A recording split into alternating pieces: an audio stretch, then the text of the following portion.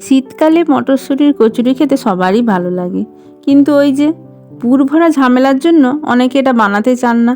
কিন্তু আজ আমি ওই একই স্বাদের পুর ভরা ঝামেলা বাদ দিয়ে কিভাবে সহজে বানিয়ে নিচ্ছি দেখে নেবেন চলুন। আজ আবারও আপনাদের সাথে আমি মণিদীপা।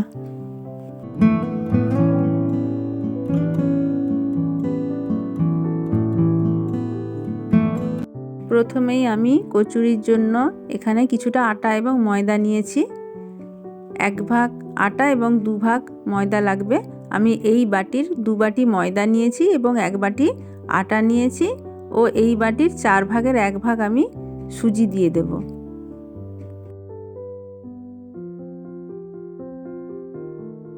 এরপর এতে আমি আন্দাজ মতো নুন, সাদা তেল, কালো জিরে ও একটু জোয়ান দিয়ে ভালো করে মেখে নেব।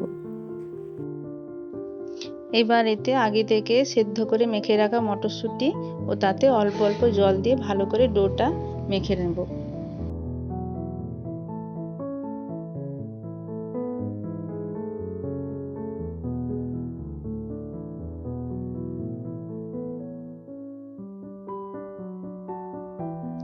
মেখে নেওয়ার পরে ডোটা খানিকটা এরকম দেখতে হবে এবং এটা কিছুক্ষণের জন্য ঢাকা দিয়ে রেখে দেব।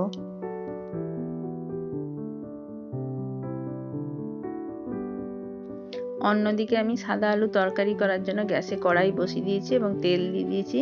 তাতে দিয়ে দিচ্ছি আমি একটু গোটা জিরে,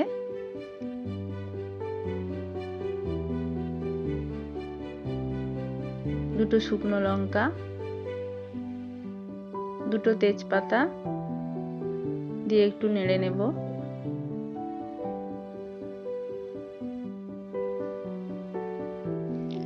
এবার এতে কারি পাতা দিয়ে দেব।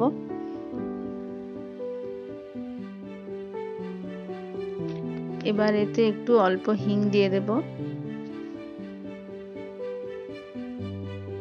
এবার এতে একটু আদা বাটা দিয়ে দেব।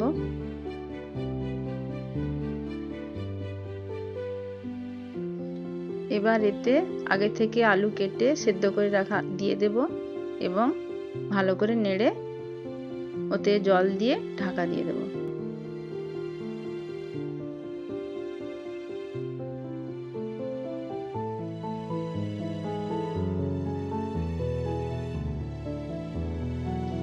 আলুর তরকারিটা আবার হয়ে গেছে, আমরা একটি পাত্রে ঢেলে নেব।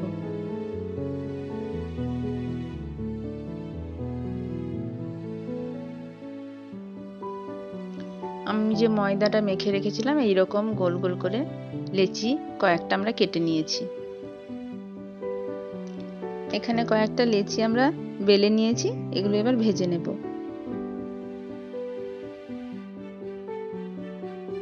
এবার আমরা একটা একটা করে কচুরি ভেজে নেব, কিন্তু তেলটা যেন ভালো করে গরম হয়, তবেই কিন্তু কচুরিগুলো ভালো করে ফুলবে।